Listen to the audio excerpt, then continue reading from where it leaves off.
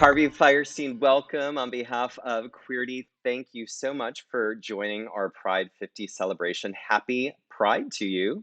Thank you. Thank you. I guess we're making believe it's June already. It is June. It It's is June. I love June.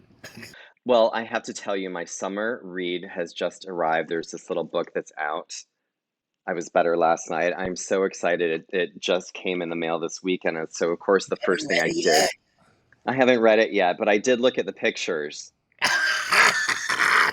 Thank goodness we put some pictures in there for you. I Otherwise, know, and I love this was the talk first thing I wanted to ask you about was this image that Irene Stein took of you in the East Village, and you're wearing a very long string of pearls, holding a sign saying gays demand their rights. And I'm just curious where we're at today with what's happening in the world, why it's so important now more than ever to say the word gay. It's been decades since this image was taken, and yet it's so relevant. we're certainly in a shift. We're in a big old shift at the moment. When I was a kid, our whole battle was sexual. It wasn't even that we wanted to be seen.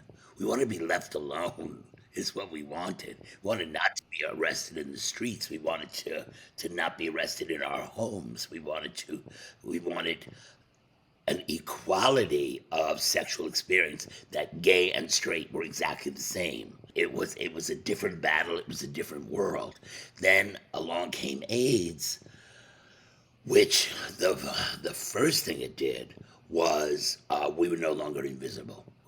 Anybody could find us anywhere. We were filling hospital rooms. We were where we had been completely invisible. All of a sudden, they realized we're priests and fathers and mothers and teachers, and they could see us everywhere. And in that fight, the first people who stood up for us, because nobody was heterosexual, certainly weren't, were lesbians.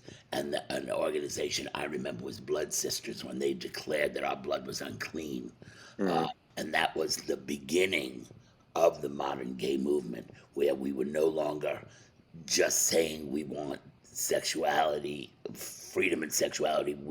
Our identity began to become as a community. But where we are now is the kids are now saying, okay, we've moved beyond sexuality, we've moved beyond identity. We are now going to redefine gender. Holy shit.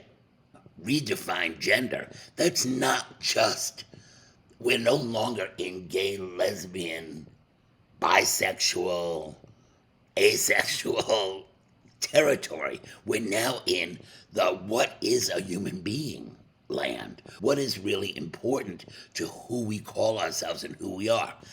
I don't believe we're anywhere near finding any of those answers yet. But we are asking those questions now, and it's a very exciting, though challenging time. And I say challenging because it is challenging. Everything is being challenged. We've seen your involvement with several iconic works and returning works, which is so exciting. I was so thrilled to see Hairspray going back out on tour with Andrew Levitt, who's such a sweet, sweet guy. We also have Kinky Boots coming back to New York this summer, which I can't believe it's been a decade since the show first premiered in Chicago before coming into New York. How do you think that show in particular, revisiting it or us seeing it once again a decade later, still resonates? Well, Kinky Boots is about. I mean, we do have the drag queens and all that stuff, but that's all Hmm. that's all dressing. Uh, Right.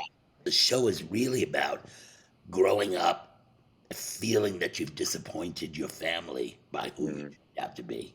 So Kinky Boots will never age. When it comes down to what interests me and what I write about, it can look like a bunch of fancy costumes and stuff like that, but that's not what I ever write about. I'm always writing about what's going on in your heart, what's going on in your mind. That's what fascinates me. As we think about Pride, I'm just curious what your message might be to young queer people. So, like I said, it's a brand new world. So, if I'm talking to a kid now, my message is still the same as it was before, though the implications are much different. My message to kids now is the same as it was: be brave, be you.